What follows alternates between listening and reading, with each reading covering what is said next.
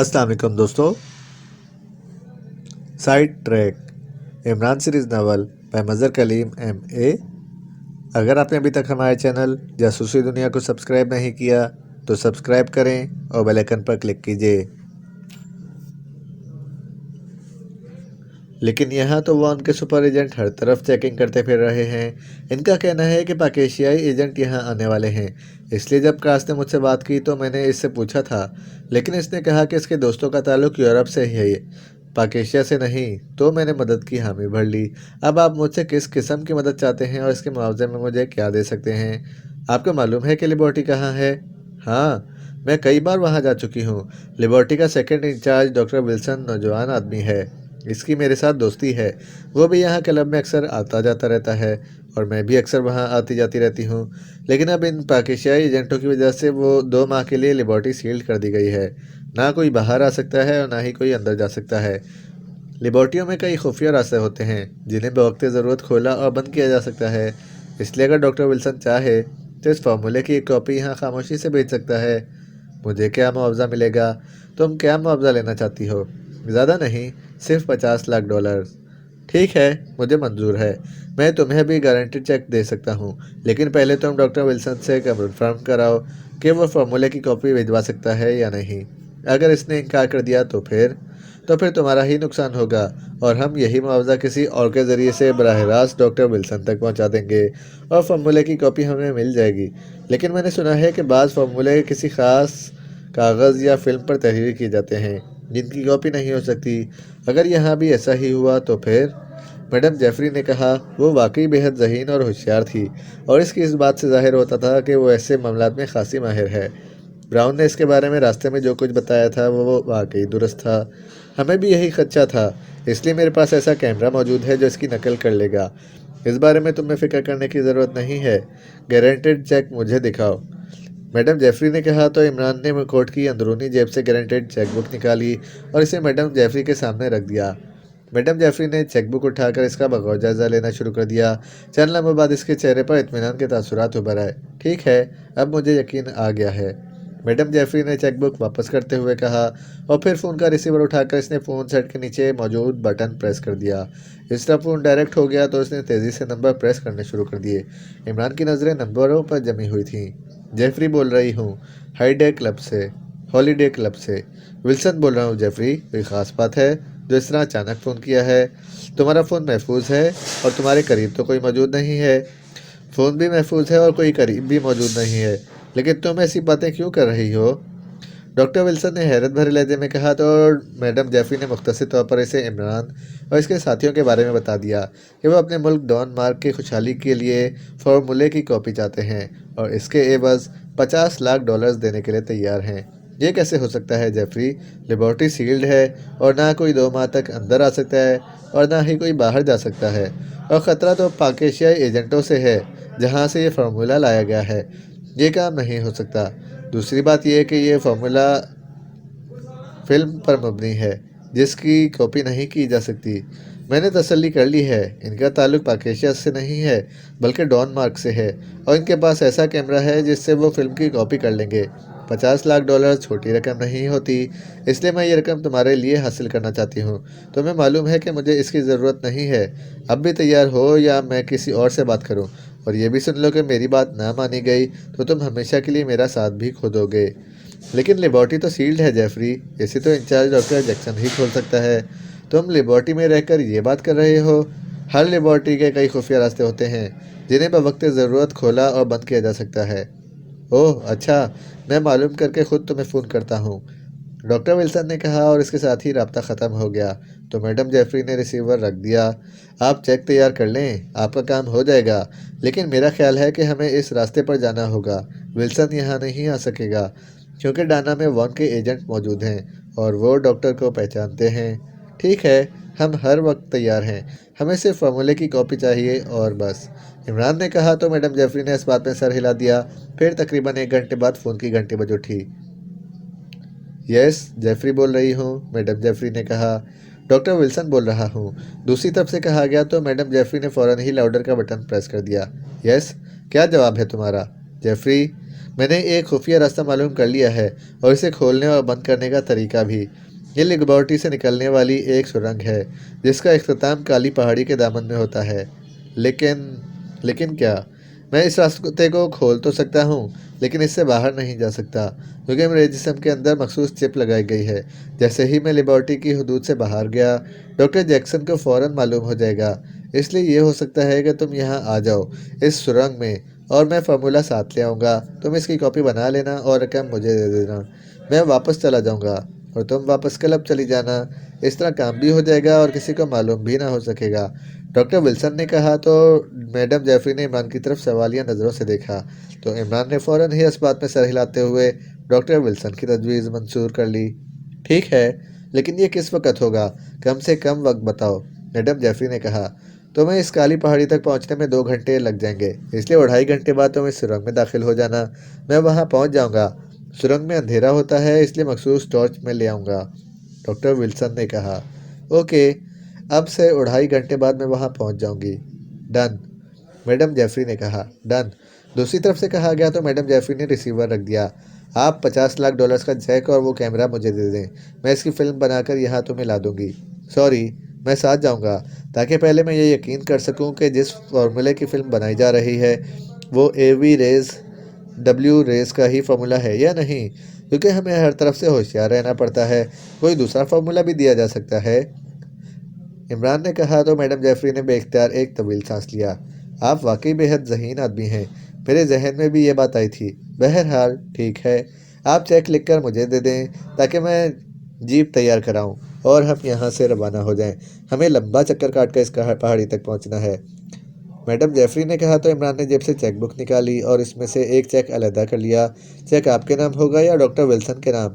میرے نام، madam Jeffrey نے مسکراتے ہوئے کہا تو عمران نے اس بات میں سر ہلاتے ہوئے چیک پر اندراجات کرنے شروع کر دیے۔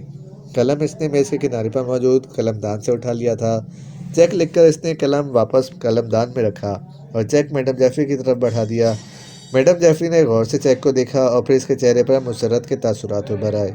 اس نے چیک طے کر کے جیب میں ڈالا اور پھر فون کا ریسیور اٹھا کر اس نے نمبر پریس کیے اور کسی کو بڑی جیپ لانے کا کہہ دیا۔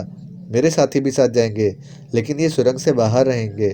ٹھیک ہے، مجھے کیا اعتراض ہو سکتا ہے، میڈم جیفری نے کہا تو عمران نے اس بات میں سر ہلا دیا۔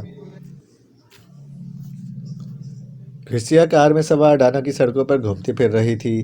کار وہ خود ڈرائیو کر رہی تھی اور اس کی تیز نظریں گزرنے والے افراد کا اس طرح جائزہ لے رہی تھیں جیسے اس کی آنکھوں میں ایکس رے مشین نصب کر دی گئی ہو۔ وہ ایک مڑ کر آگے بڑھ رہی تھی کہ اچانک ایک دیوار کی اوٹ سے نکل کر ایک آدمی نے اس انداز میں ہاتھ لہرایا جیسے اسے رکنے کا کہہ رہا ہو، تو کرسیا نے کار کو سائڈ پر کرتے ہوئے سڑک کے آخری کنارے پر لے جا کر روک دیا تاکہ سڑک پر گزرنے والی ٹریفک ڈسٹرب نہ ہو۔ ویسے وہ اس آدمی کو پہچان گئی تھی، یہ ان کے سیکشن کا آدمی تھا اور اس کا نام نائف تھا۔ نائف تیزی سے کار کی طرف آیا اور اس نے کرسیا کو سلام کیا۔ کیا بات ہے نائف، کوئی خاص پرابلم ہے؟ میڈم، ابھی میں نے میڈم جیفری کو 3 اجنبیوں کو ساتھ رولینڈ جیپ میں بیٹھ کر سازانوں کی طرف جاتے دیکھا ہے۔ میڈم جیفری، وہ ہالیڈے کلب والی؟ لیکن اس میں خاص بات کیا ہے؟ میڈم جیفری خود جیپ چلا رہی تھی، یہی بات خاصی اہم ہے کیونکہ میڈم جیفری عام حالات میں خود کار یا جیپ ڈرائیو نہیں کرتی، اس کے پاس کئی ڈرائیورز ہیں۔ دوسری بات یہ کہ جو 3 افراد ان کے ساتھ تھے ان میں سے 2 یورپی نژاد تھے جبکہ ایک دیو ہیکل ایک کریمین حبشی تھا۔ اوہ، یہ تو مخصوص نشانیاں ہیں۔ اوہ، کہاں گئے ہیں؟ تم نے معلوم کیا ہے؟ آپ کے حکم کے بغیر تو کچھ نہیں کیا جا سکتا کیونکہ میڈم جیفری کے ہاتھ بہت لمبے ہیں۔ تم وہاں سے معلومات حاصل کرو لیکن فوراً۔ یس میڈم، اس کی پرسنل سیکریٹری میری دوست ہے، اسے تھوڑی سی رقم دے دی جائے تو وہ سب کچھ بتا دے گی، حتیٰ کہ کوئی اہم فون کال ہوئی تو وہ بھی معلوم ہو سکتی ہے۔ کلب تو یہاں سے قریب ہی ہے، جاؤ اور معلومات حاصل کر کے مجھے بتاؤ۔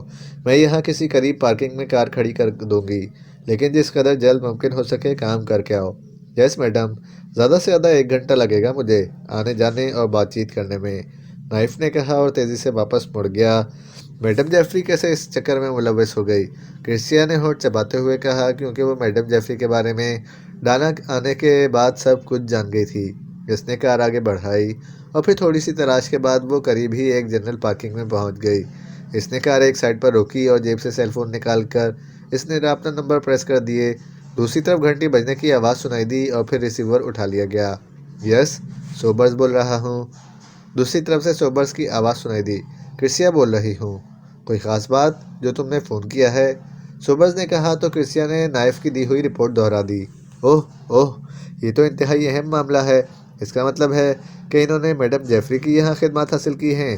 وہ انہیں کسی خفیہ پہاڑی راستے سے یہاں لے آئی ہوگی۔ اس طرح ہماری تمام کارروائیاں بے سود جا رہی ہیں۔ ویری بیڈ، سوبرز نے کہا۔ اب یہ کہاں گئے ہوں گے؟ میں نے نائف کو یہی معلومات حاصل کرنے کے لیے بھیجا ہے۔